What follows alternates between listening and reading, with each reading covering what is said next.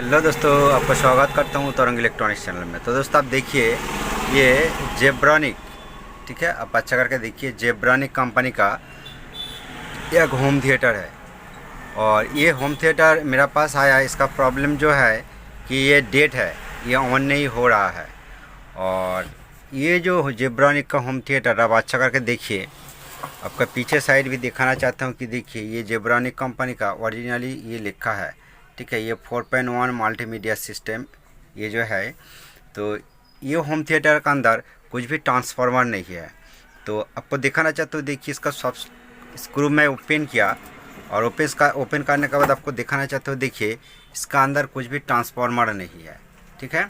और इसका जो देखिए कुछ भी ट्रांसफार्मर नहीं है।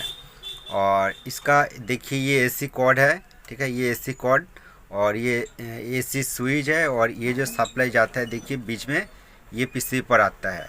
और ये पीसीबी को अच्छा करके देखने के बाद आपको पता चलेगा कि ये पीसीबी का ये पोर्शन इसका एसएमपीएस पोर्शन है, जो स्विचिंग मोड पावर सप्लाई होता है, ये सेक्शन का अंदर है।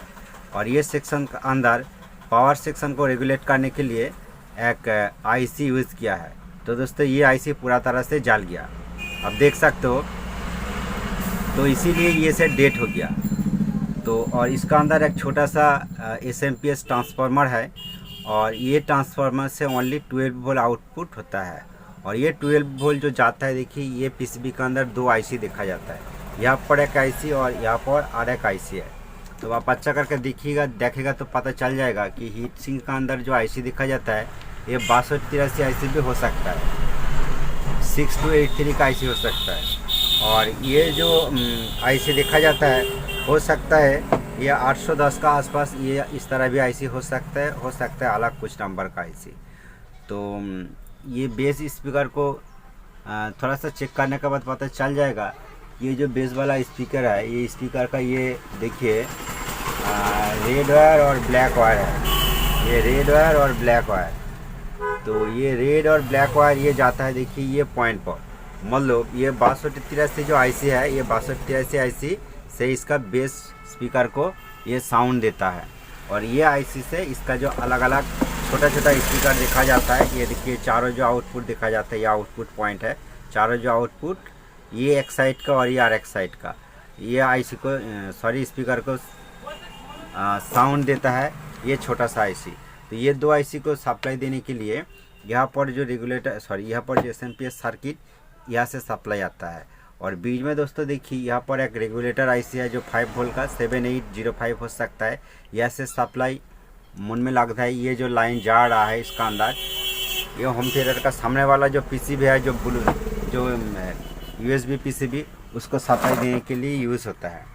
तो मेनली ये पावर सेक्शन जब फॉल्ट हो जाता है तो कैसे रिपेयर करें, हो सकता है ये जो आईसी चेंज करने के बाद ये भी प्रॉब्लम सॉल्व हो सकता है। और ये कॉइल शॉर्ट होगा, एसएमपीएस कॉइल प्रॉब्लम हो जाएगा, तो ये रिपेयर करना भी बहुत टफ हो जाता है। तो ये सेक्शन को आप रिपेयर कर सकते हो। और रिपेयर अब नहीं कर पाओगे तो ये एक्चुअली 12 वोल्ट का, ठीक है, ये 12 वोल्ट का सप्लाई है, यहाँ से 12 वोल्ट आउटपुट होता है।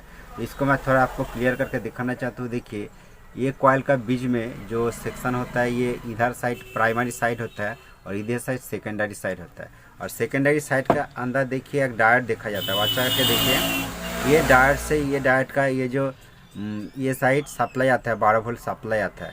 और ये सप्लाई इन होता है, मतलब ये चॉपर से सप्लाई यहाँ पर आता है।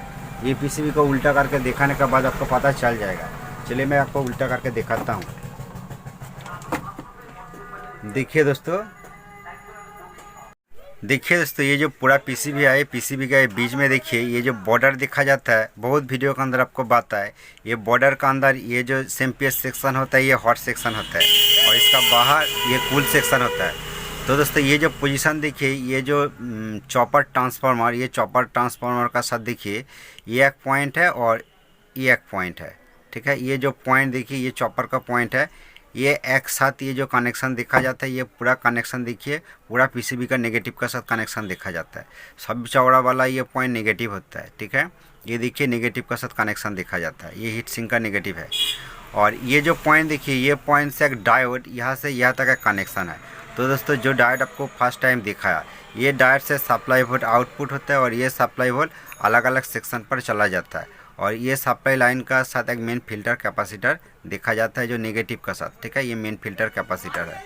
तो चलिए आपको एक बार दिखाता हूँ पीसी उल्टा करके। देखिए दोस्तों, ये आउटपुट सेक्शन का मेन फिल्टर कैपेसिटर है और इसका नीचे ये डायोड से सप्लाई आउटपुट होता है।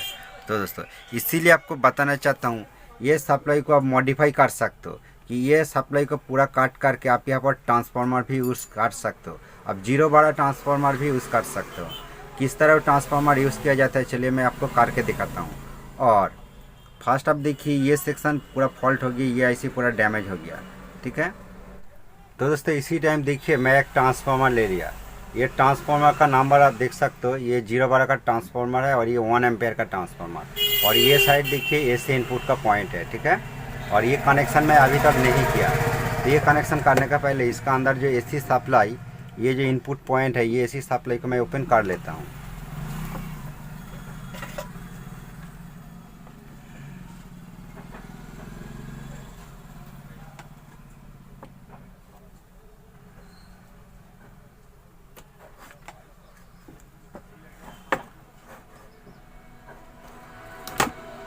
देखिए दोस्तों इसका एसी सप्लाई इन पॉइंट को मैं ओपन किया और ये एसी सप्लाई को मैं ये ट्रांसफार्मर पर लगाता हूँ।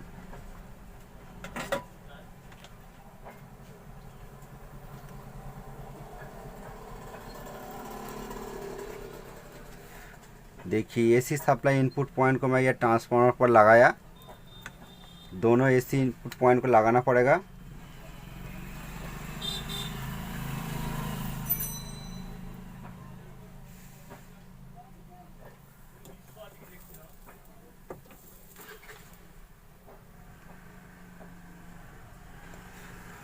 देखिए ट्रांसफार्मर पर मैं सप्लाई दे दिया और ये जो 2 पॉइंट से 0 आउटपुट होगा, कुछ भी एक पॉइंट 0 एसी वोल्ट आउटपुट होगा। तो ये एसी वोल्ट आपको ये पीसीबी को सब इलेक्ट्रॉनिक्स डिवाइस डीसी से चलता है, तो इसीलिए इसका अंदर ये जो डायोड देखा जाता है, ओनली ये जो सर्किट यहाँ से डीसी वोल्ट आउटपुट यहाँ पर, सॉरी एसी वोल्ट यहाँ पर आउटपुट होता है और ये एसी वोल्ट को डीसी करने के लिए बीच में ये डायोड दिया गया है।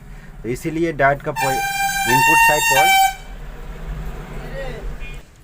तो दोस्तों ये जो सप्लाई डायोड ये पीसीबी के साथ कनेक्शन ही है, जो इसका अंदर जो कॉइल है और एक कॉइल नेगेटिव के साथ कनेक्शन है। तो ये कॉइल तो वर्किंग मोड पर नहीं है, तब भी मैं चलिए एक बार ये डायोड का इनपुट पर एक बार सप्लाई देने माइनस पॉइंट पर सप्लाई देके देखूंगा। और दोस्तों ये ग्रीन वायर येलो वायर आप कुछ भी साइड पर लगा सकते हो, ठीक है। तो जिस पॉइंट डायोड का सप्लाई इनपुट पॉइंट पर लगाएगा तो वो डायोड से जो पॉजिटिव वोल्ट आउटपुट होगा और बाकी वो नेगेटिव हो जाएगा, ठीक है। तो चलिए मैं सप्लाई दे दिया। सप्लाई देने के बाद दोस्तों ये होम थिएटर ऑन तो भी नहीं हो रहा है, तो मन में लगता है स्विच भी फॉल्ट हो सकता है। तो स्विच को एक बार शॉर्टिंग करके देखता हूँ, ये स्विच शॉर्टिंग करने के बाद इसका प्रॉब्लम सॉल्व होता है कि नहीं और कोई अलग सा प्रॉब्लम है कि नहीं है, सब कुछ नेक्स्ट सप्लाई देने के बाद पता चल जाएगा। तो मैं स्विच को शॉर्टिंग किया, शॉर्टिंग करने के बाद इसी टाइम एक बार सप्लाई देके देखूँगा कि ये होम थिएटर ऑन होता है कि नहीं। क्या बात दोस्तों, अभी तो ऑन नहीं हो रहा है, चलिए एक बार वोल्टेज चेक करके देखता हूँ। तो दोस्तों वोल्टेज तो आउटपुट नहीं हो रहा है, क्या फॉल्ट है, ट्रांसफार्मर ख़राब है या कॉर्ड ख़राब है, कौन सा, ये भी एक बार चेक करना पड़ेगा। तो चलिए ये एसी कॉर्ड को एक बार चेक करके देख लेता हूँ। बार्जा रेंज फॉर मीटर को रखा है, देखिए ये एसी कॉर्ड भी ओके है, ट्रांसफार्मर भी ओके है, इसका कॉन्टिन्यूटी दे रहा है। तो इसी टाइम देखना पड़ेगा ये ट्रांसफार्मर का आउटपुट पॉइंट ओके है कि नहीं और यहाँ से 12 वोल्ट एसी आउटपुट होता है कि नहीं, ये भी एक बार चेक करना पड़ेगा। तो दोस्तों कोई बात नहीं, आपको चेक करके दिखाता हूँ। वीडियो को थोड़ा सा स्पीड कर दिया, आपका टाइम मैं वेस्टेज नहीं करना चाहता हूँ। मीटर को 600 एसी रेंज पर रखा है और सप्लाई दे दिया और ये 2 पॉइंट पर देखिए दोस्तों एसी 14 वोल्ट 14-15 वोल्ट का आसपास मिला, मतलब ट्रांसफार्मर ओके है। तो दोस्तों वोल्टेज क्यों नहीं आ रहा है, चलिए मैं देखता हूँ। तो दोस्तों इसी टाइम देखिए ये डायोड को मैं ओपन किया, क्योंकि बीच में जो कॉइल है जो आउटपुट देता है, जो चॉपर कॉइल, ये दोनों जो कॉइल होता है ये नेगेटिव का साथ कनेक्शन है। बट इसी कंडीशन पर ये चॉपर तो वर्किंग मोड पर नहीं है, इसीलिए इसका इनपुट सप्लाई वोल्ट जो मैं अलग ट्रांसफार्मर से देता हूँ तो वो ग्राउंड पर चला जाता है, इसी इसका रीज़न है। इसीलिए ये डायोड को देखिए मैं ओपन किया, एक साइड इसका इनपुट साइड में ओपन किया, मतलब ये नेगेटिव साइड है और ये आउटपुट पॉजिटिव साइड है डायोड का। तो चलिए ये कंडीशन पर देखिए एसी लाइन पर मैं यहाँ पर ही कनेक्शन करके रखा है और इसका आउटपुट जो वोल्ट ये एसी वोल्ट मिला। तो डीसी करने के लिए डायोड का, तो दोस्तों ये चारों डायोड आप यूज़ कर सकते हो, वन डायोड भी आप यूज़ कर सकते हो। वन डायोड होगा तो वन डायोड का एक साइड पर इनपुट करना पड़ेगा और इसका जो कुछ भी एक वायर आपको नेगेटिव के साथ कनेक्शन करना पड़ेगा। तो ये पॉइंट नेगेटिव के साथ ही मैं कनेक्शन कर दिया और एक लाइन को मैं डायोड पर सप्लाई दे दिया। ठीक है, देने के बाद देखिए ऑन करने के बाद ये ऑन हो जाएगा। देखिए मैं सप्लाई दे दिया और ऑन भी हो गया और देखिए चालू हो गया।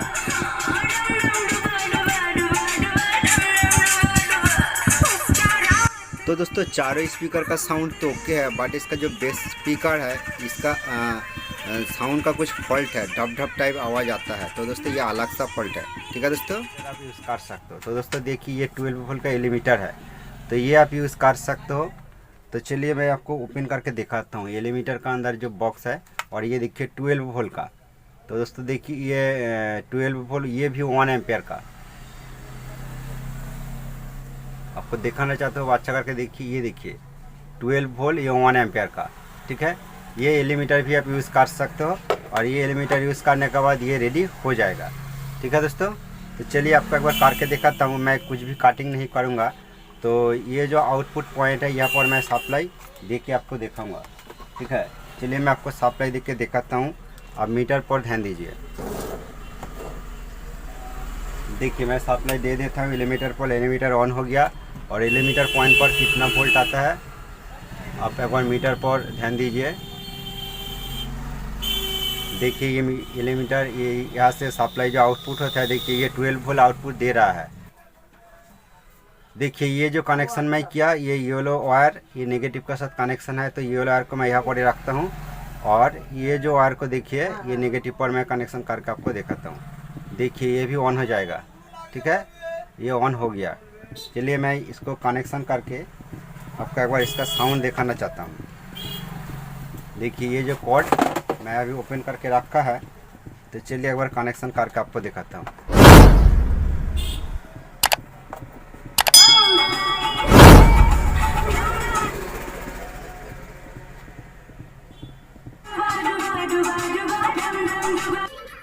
तो दोस्तों आपको ये वीडियो में जो देखा या ट्रांसफार्मर भी आप यूज़ कर सकते हो और आप सेट टॉप बॉक्स का एलिमीटर भी यूज़ कर सकते हो इसी तरह होम थिएटर के अंदर। बट इसका जो बेस साउंड का प्रॉब्लम है, इसका ऊपर मैं अलग से वीडियो बनाऊंगा। नेक्स्ट वीडियो के अंदर वो बेस का जो साउंड प्रॉब्लम है उसका ऊपर मैं अलग सा वीडियो बना दूंगा। थैंक यू दोस्तों।